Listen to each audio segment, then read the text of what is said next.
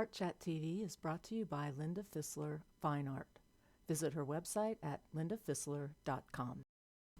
Welcome to our additional sponsor, Red Willow Art, your one-stop shop for art.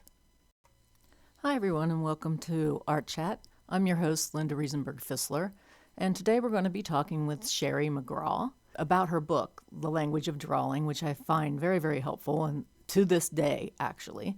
I do a little bit of an introduction for Sherrie. I'm sure most of the artists that are listening know all about Sherrie, but for those who don't, Sherrie McGraw has been at the forefront of American art scene for over the last 30 years. And as a young woman in Oklahoma City in 1978, she was urged by her teachers, Richard and Edith Getz, to move to New York and study at the same Art Students League, where they studied within the lineage of Robert Brackman and George Bridgman. In her initial years at the League, she studied primarily with legendary artist David LaFell, but also learned anatomy through Robert Beverly Hale, and John, I'm going to say this name wrong, Zahorik, I think is what it is, and Sherrie, if I'm wrong, you can correct me, at the New York Academy. And then just after a few years in New York, she was already proceeding to make her own way as an exceptional artist, and began exhibiting and winning awards, in shows at the Salmagundi, the National Arts Club, the Washington Square Outdoor Art Exhibit, the Pastel Society, the Hudson Valley Art Association, and many more. By the time she was 30, she was teaching classes at the Art Students League, having been asked to take over those of Thomas Fogarty and Gustav Rehberg, and as well as conduct her own classes. And Sherrie currently conducts workshops throughout the country and was an instructor this year, as you mentioned, at Weekend with the Masters. And I had the pleasure of meeting Sherrie there. Very, very wonderful lady. Loved talking with her, even if we only did it for a short period of time.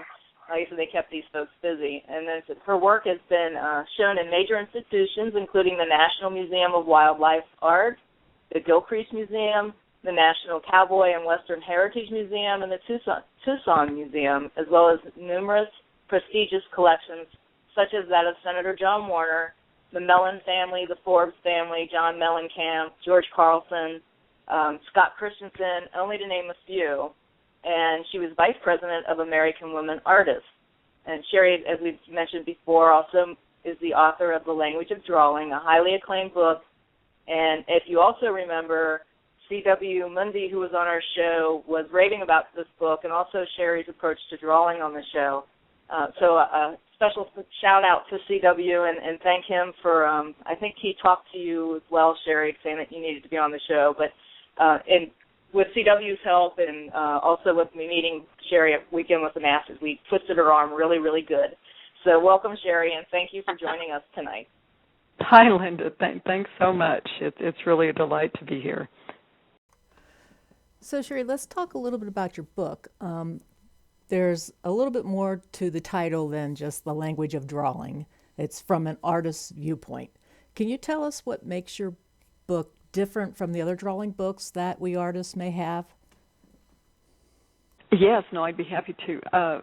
Well, you know, what really started me wanting to write this book was that I was noticing that in drawing classes, that something had really shifted from maybe even 50 years ago when if you went in to learn how to draw, there was a drawing class and then there was an anatomy class, and they were really two separate classes. So in the anatomy class you learned about anatomy, in the drawing class you learned what drawing was.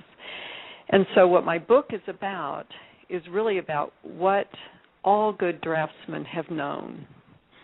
So it's what all good draftsmen learn, whether they can articulate it or not, it's what they all know. And it's something very, very different from anatomy, and I just felt that what was happening is that people were thinking that if you went in to learn how to draw and all they did was teach you anatomy, that must be, getting the anatomy right must be the only thing that drawing is about.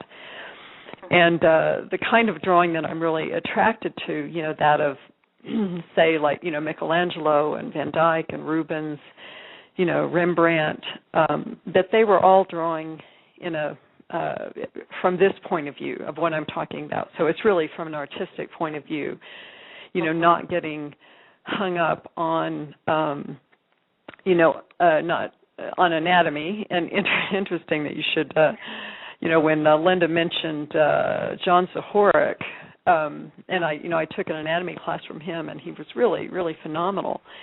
But it's one case where, he was an artist, and then he got sidetracked into anatomy and ended up being an anatomist and having a whole business with that, and he's no longer a practicing artist.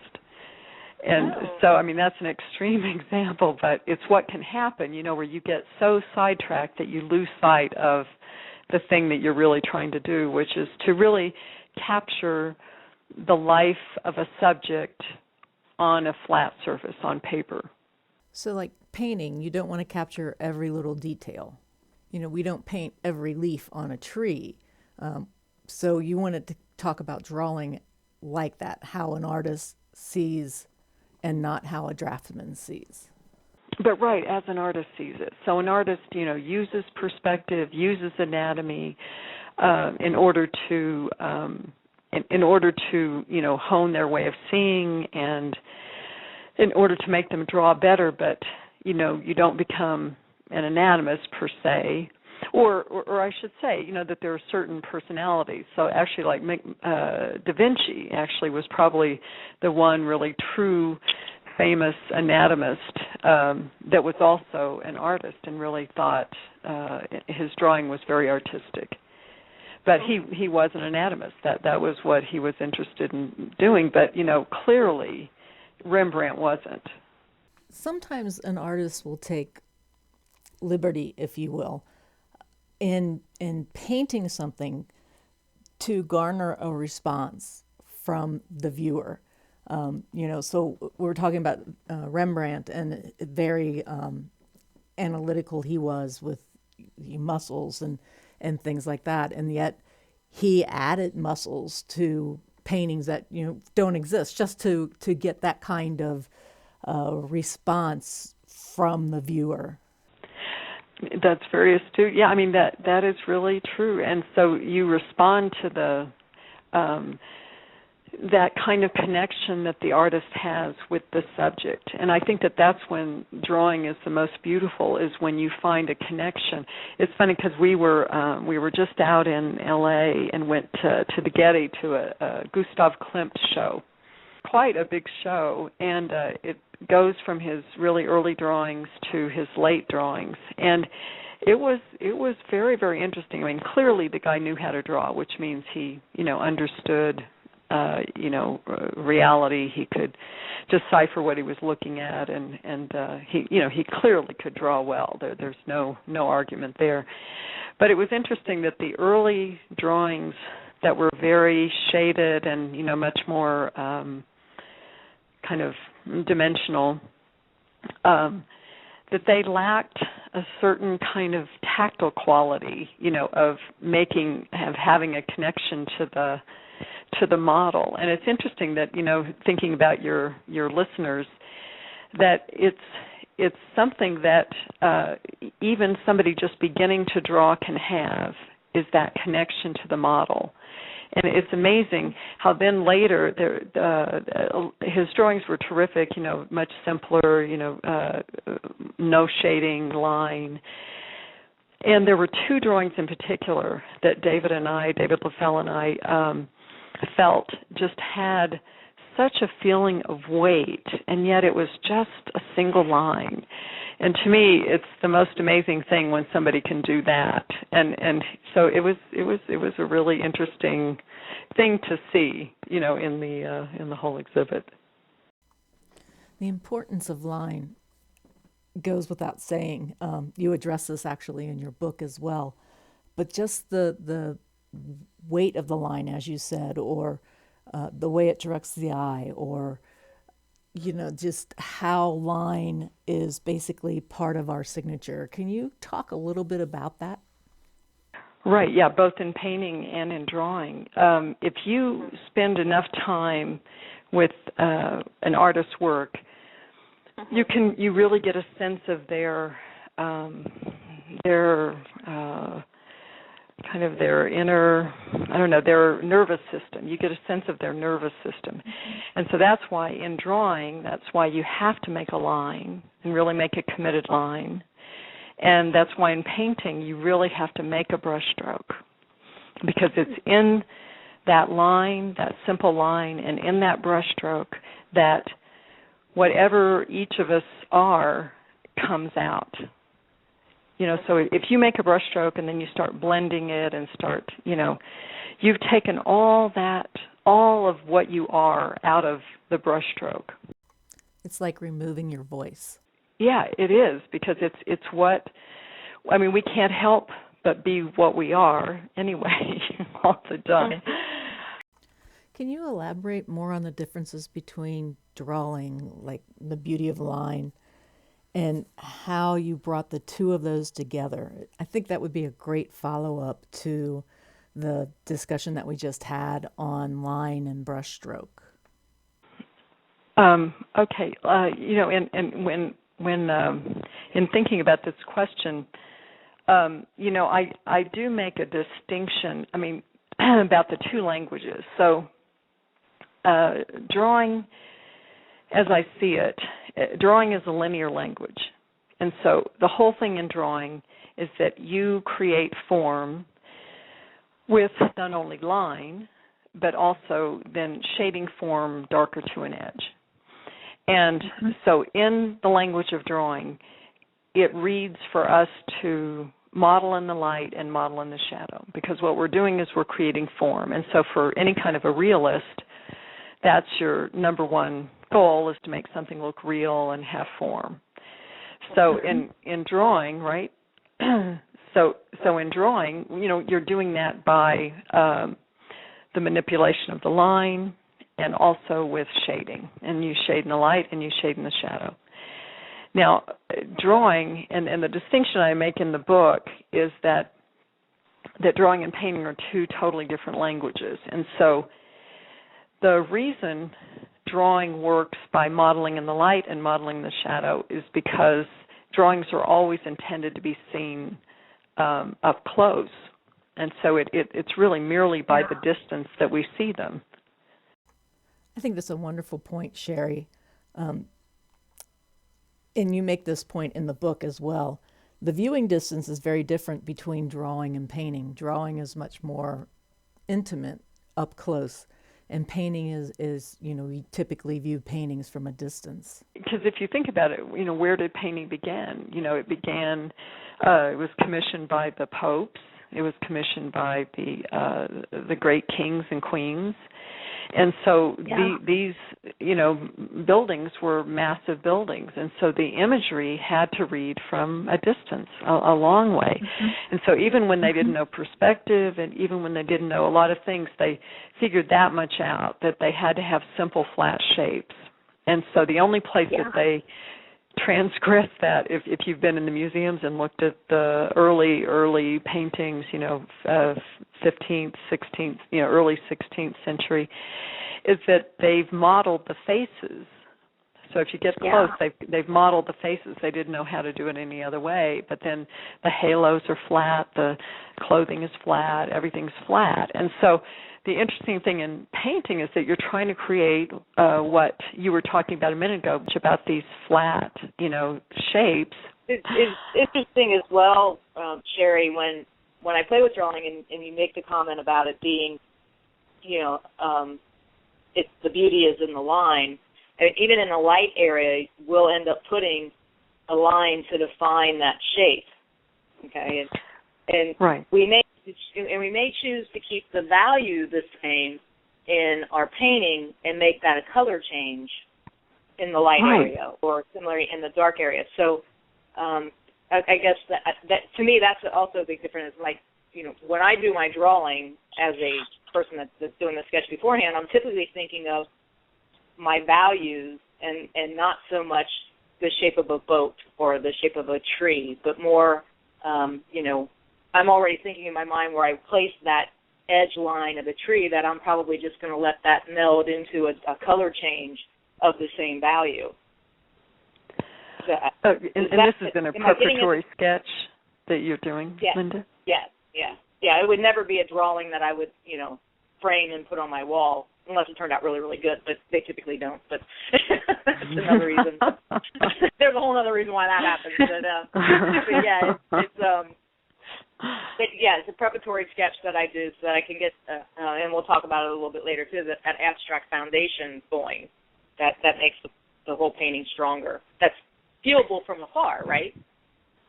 Exactly. That's the whole key, because, painting, is a communication, and so that is the first thing in the communication is that we've got to somehow make somebody interested from a distance so that then they'll even come to our paintings. And then once we get them there, then there's all kinds of things to keep them there. With that in mind, Sherrie, I talked a little bit about what I do to start a painting. Can you share a little bit with us about how you start, or how you would encourage students in your workshops to start their paintings? Absolutely. Quite typically people start with a linear drawing.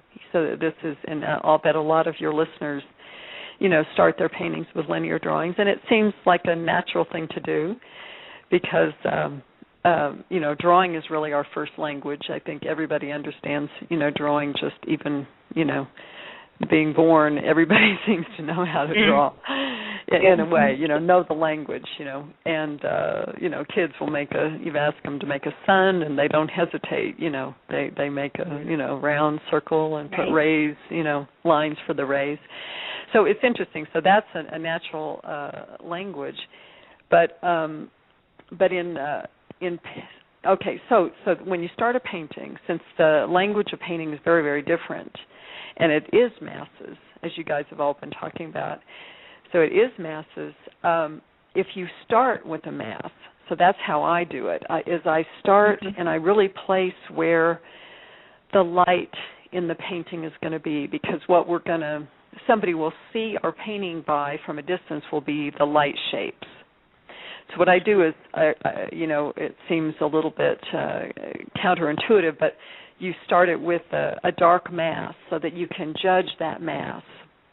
Now, one reason too that you start with the mass and you don't start worrying about it, keeps you from worrying about drawing, so that you just start a mass and you figure out if the size and placement of the light is going to be really where you want it to be. Now, the problem, because the problem with starting with a linear drawing is that if you get a perfect drawing, the chances of changing that drawing it's probably not going to happen, because you get attached to your drawing. Yeah.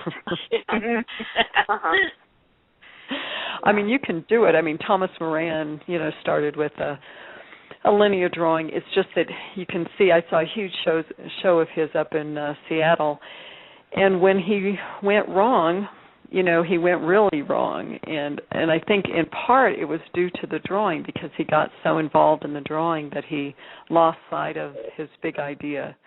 But when he was good, he was great. But that is the danger of the linear drawing, is that it can, already shift you away from your visual idea in the painting of, what you really want to do in the painting.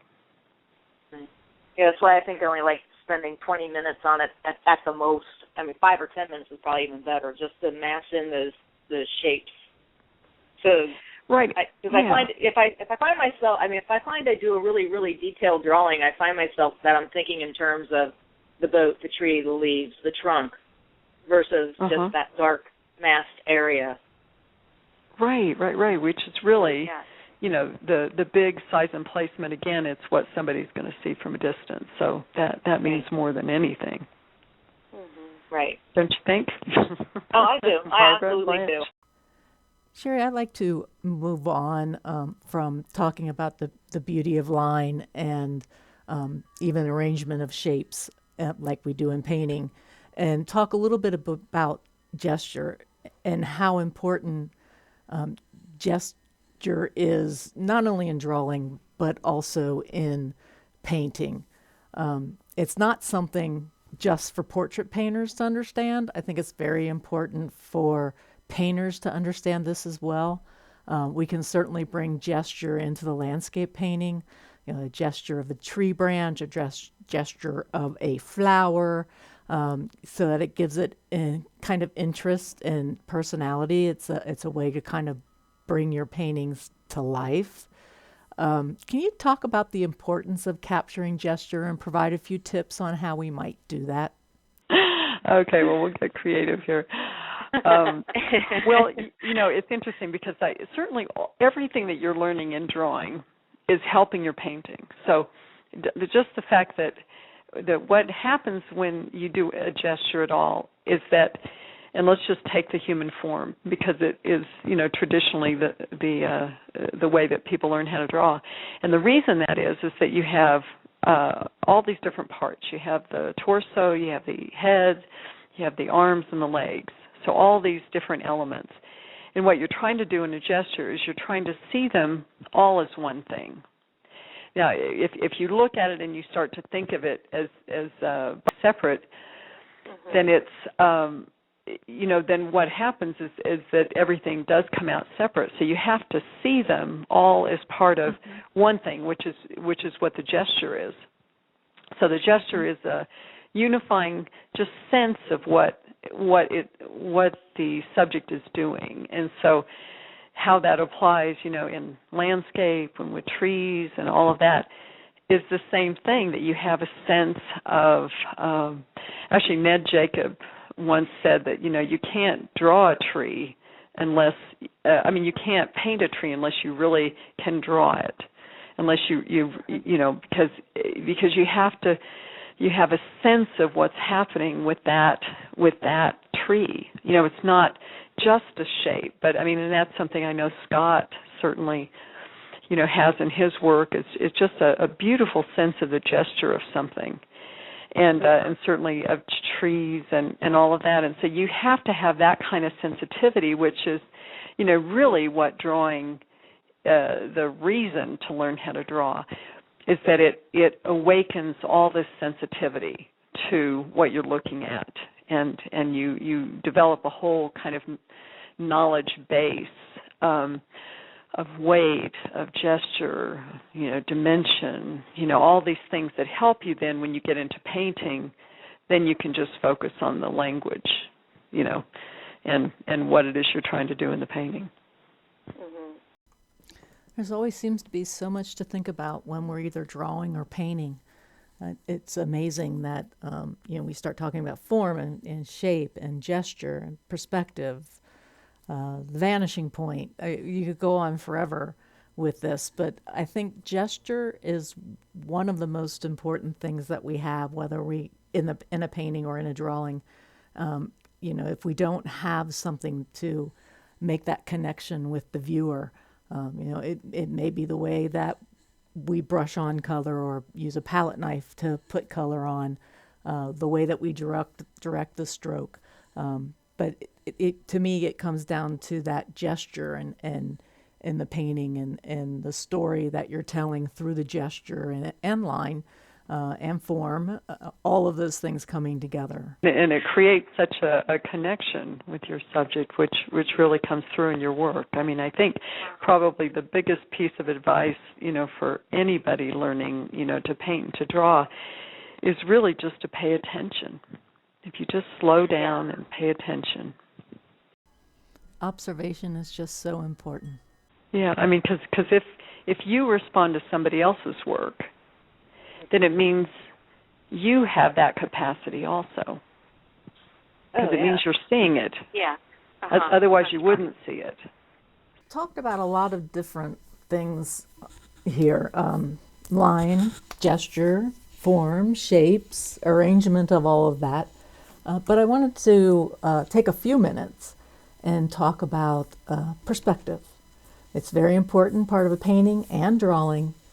It can be easily misrepresented. If the perspective is off, the viewer knows something's not right. That can certainly cause them to move on quickly from your painting. So in your book, you talk about seeing without measuring. And I thought that might be an interesting way that we start to talk about perspective. What are some of the important things to remember to help us get the perspective correct? Okay. Well, first of all, really, okay, so when you're thinking about measuring, that really has to do with proportion. And so I know my first teacher had taught, to measure, and I'm sure everybody has learned how to do it with the back of a brush, and how to measure things. But the problem, I see with measuring is that if you measure, and you always measure, then you'll always have to measure. So if what you want is to be able to simply see it, then you've got to start trusting your eye and take the time to, when you draw something or paint something, see what that relationship is. And what happens is you eventually start to be able to train your eye, and then it becomes, really for me, it's become more accurate than measuring.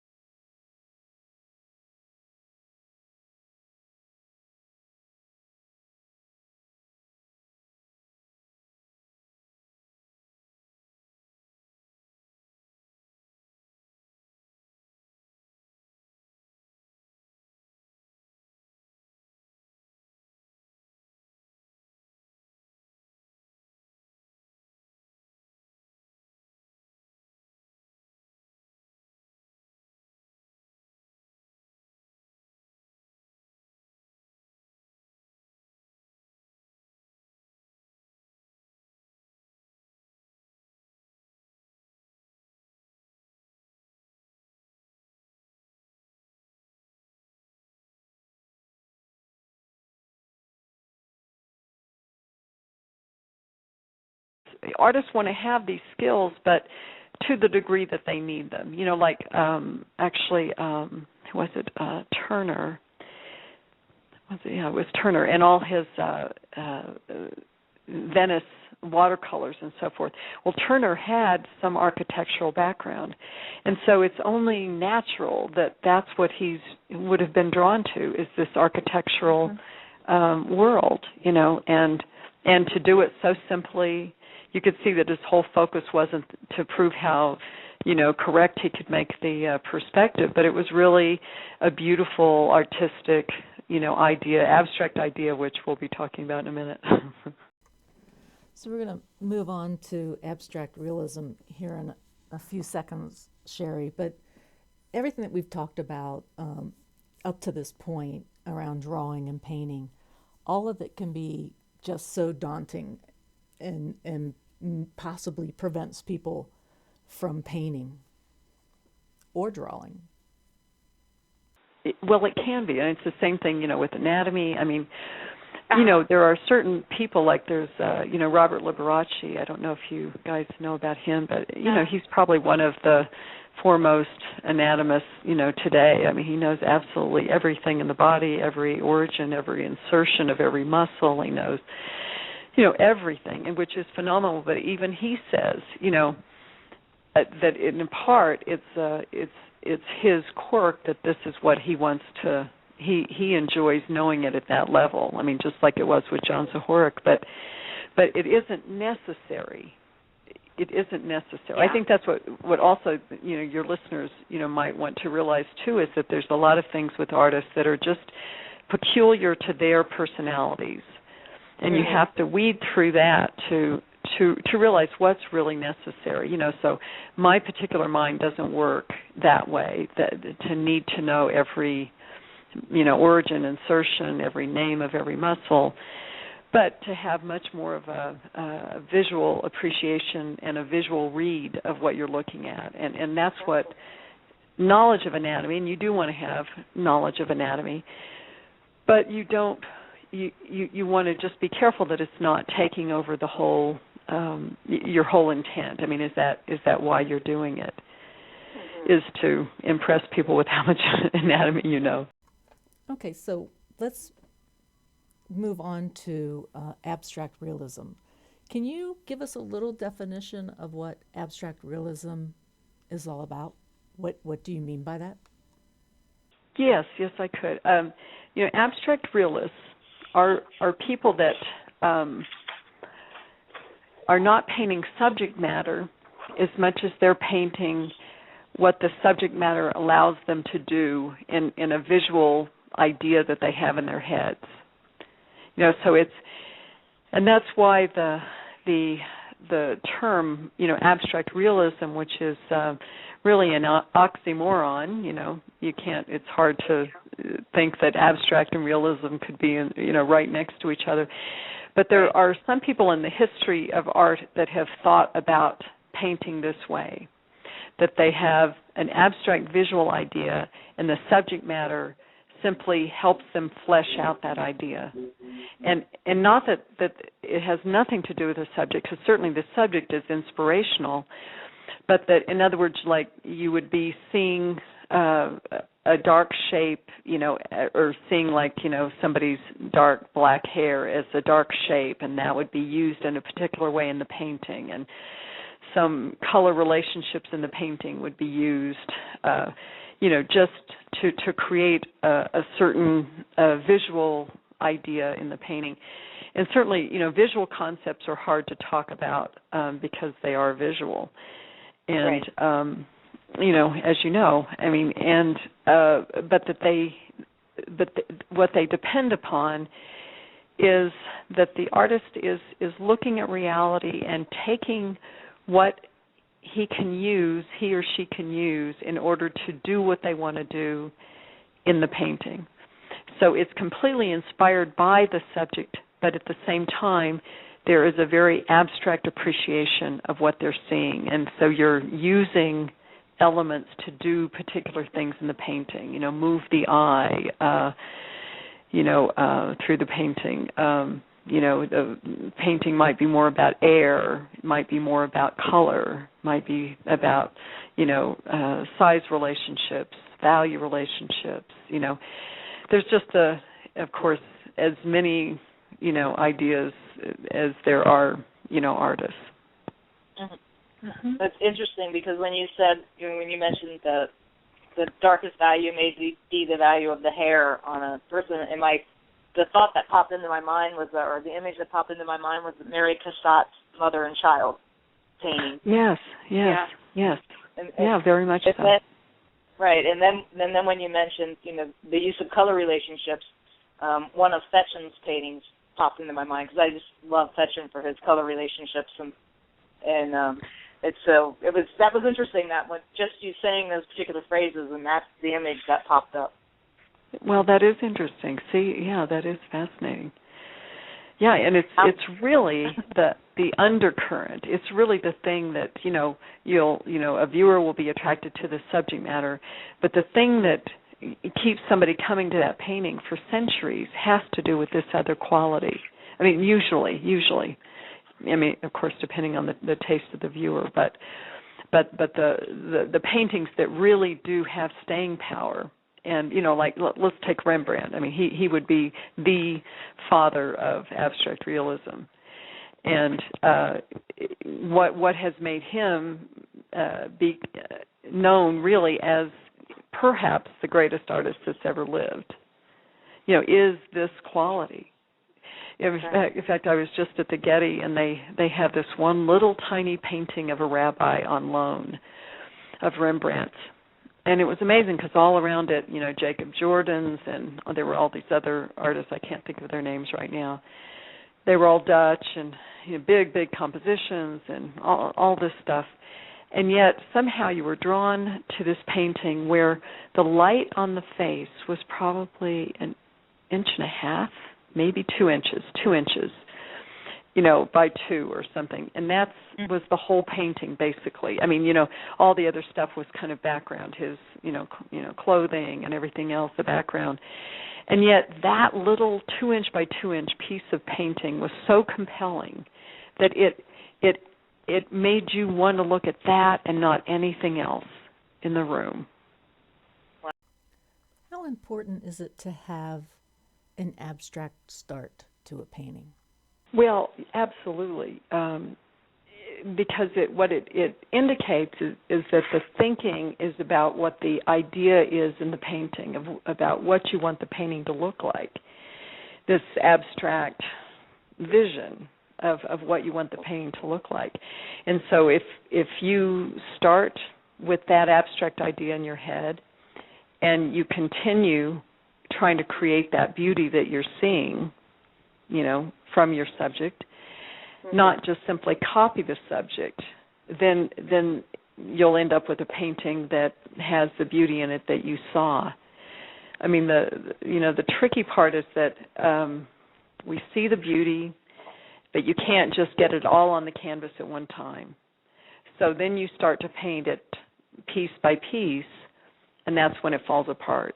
It's because you weren't painting the idea all along. But, I mean, I'm sure you guys have all had that experience of having a painting that just painted itself. And it's because you saw what you wanted to do. You saw the idea, and then that's all you did was the idea. Possibilities of what you can put down are so vast. Mm-hmm. We don't, I mean, just like I was saying in the book, I mean, we tend to think that reality is pretty fixed and there's a right and wrong, value and color. But it isn't true. There are all kinds of ways of seeing something. You can see it, like, for instance, you could, there's this one still life painter, Hofsep Pushman, H-O-V-S-E-P, and then Pushman. And he died, I think, maybe in 1965, primarily a still life artist. And this friend of mine owns a couple of them, and but the same object is in both of these paintings. And in one painting, he has one totally different idea that has to do with color. And so he paints the object, truthfully, but looking for color. And so the whole painting is much more colorful. And then the second painting was about the light falling on it, on the print in the background, on all the objects. And it's a completely different interpretation of the color of that object. And yet there's no question but it's the same figurine. But there's two completely different points of view, two completely different visual ideas. And so you then extract that information for that idea. I mean that's what people don't realize. They think, well, if I just put down everything that I'm seeing, it's going to look like it. But it won't. We really do see through a scrim of our own life experience and our own way of seeing the world. I mean, it's part of the beauty of each artist because they are seeing through their whole being, and that's why different artists' work, is different. There's a whole conversation that can be had around how cognizant we are when we're in the zone. Having this idea of what it is that we want to have happen on the canvas or paper if we're drawing, or canvas if we're drawing.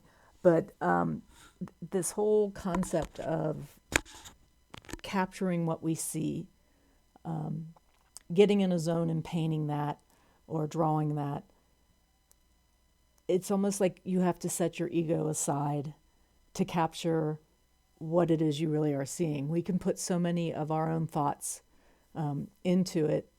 So there's this cognizant behavior versus just letting go and letting it get into the flow, get into the zone, and let the thoughts come so naturally that we don't realize how intensive we really are. Or intensive we really are, depending on if we're playing on emotion or if we're playing on just capturing what we're seeing in a more factual way. So when you come to the term of abstract realism, it really does, I think, capture that whole thought of getting the ego out of the way so that you actually are capturing what you see without any of your biases coming into that. I mean, that is really an excellent point. I mean, it's so true, and I think that's where formulas come into being. Is that people want to make sure that they do something reasonable every time, and so they try to repeat the same steps that they've done in a painting. And then, as you were suggesting, it becomes all the artist, and there's nothing of the subject, and so we don't get to the artist doesn't get to learn anything. Their work doesn't change. Nothing new happens. So, Sherrie, we're coming to the end of our discussion, I believe, and I wanted to ask one final question of you, which has to do with voice. Beyond our signatures on a painting, you talk about how the trained eye can identify works of the past masters, such as Hals and Van Dyck, Rubens, Rembrandt, without the help of their signatures. And on your website, you state, to the casual viewer, there is little to no distinction, but to the observant eye, there is a world of difference. Each of these artists has distinctly different intentions and paint applications, which are, in fact, their true signatures. Can these differences be interpreted as their unique voice? Does our unique voice actually start at the foundation of a painting? I think that's a great question. I mean, I think that it's, probably one of the big worries of most art students is that, they want to, be who they are, and there's a lot of talk about, one's voice and all of that, and it is true, but it's funny, the more one tries, I think the more one loses that voice in a funny way, that you have to, it's just simply, in a funny way, I think you almost have to give yourself over to these things and not be afraid of losing yourself. I think that's actually when you find yourself, ironically. Yeah. Because if you're holding on to what you are, I mean, it's such a desperate thing when really we can't help but be who we are. I mean, there's really no way around it. We just are who we are. Even if we're trying to imitate somebody, we're still who we are. So if you just don't worry about that part and you let go and really, like we were talking about earlier about paying attention and really observing and your subject, then you begin to learn. And it's actually when the most truthful, the most beautiful things come from that. And you can spot that. I mean, I've been teaching for so long. It's maybe it's in part because I have been teaching for so long, but I can look at a painting and I can tell you, a lot about the artist. The person who painted it, because you can tell what their intent is, why they're doing it. You just, everything about it. You can, see if there's too much ego in it, if they're just trying to impress you, were they really moved by the beauty they saw. I mean, it's interesting, and it's not as though it requires, 20 years of painting for that to happen. I mean, it can happen in the first painting. The thing is, though, now maybe other people won't see it, and I think that what we're up against today, because it's such a commercial world, and there's so many people out there painting. The tendency is to want to grab onto some sort of a gimmick or something that will distinguish you from the other painter, and it's certainly something that will do that, but you won't really find out what you have to say if you do that.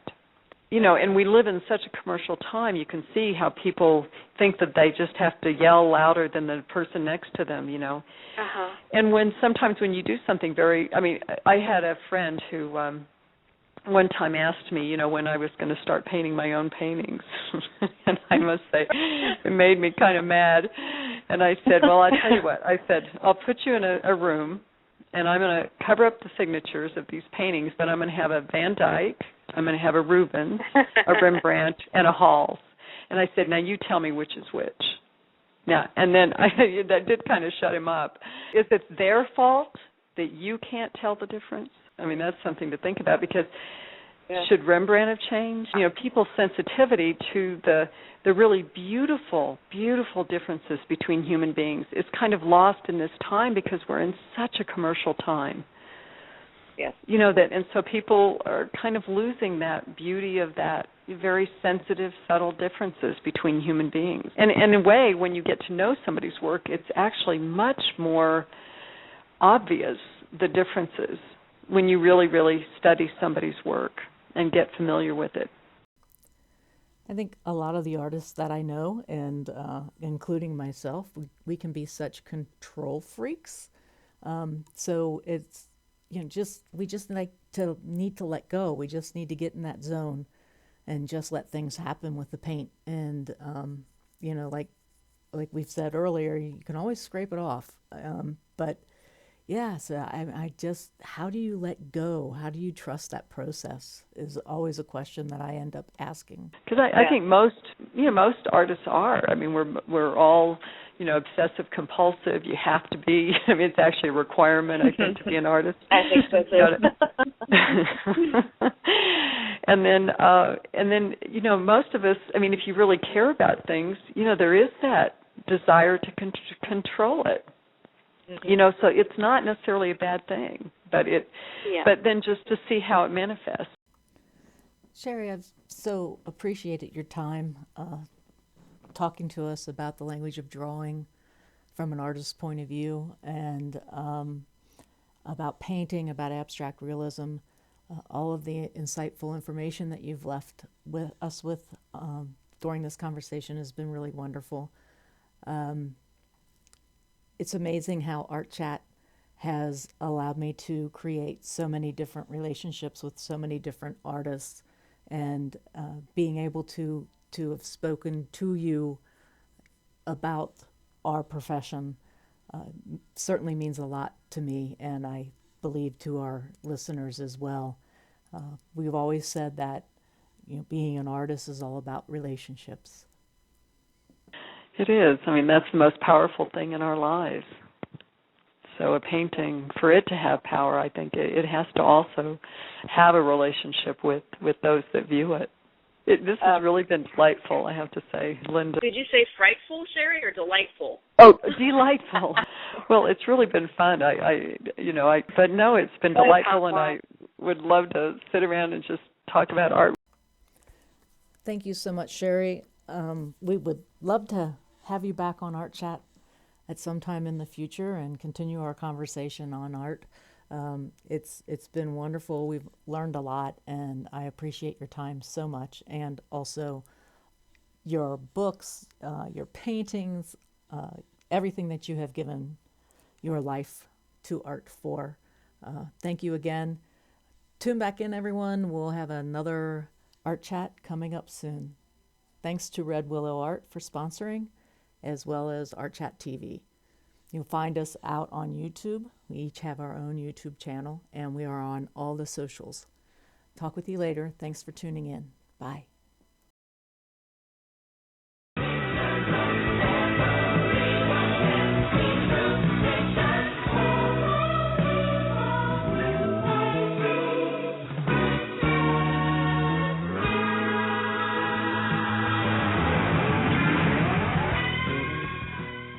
Art Chat TV is brought to you by Linda Fisler Fine Art. Visit her website at lindafisler.com.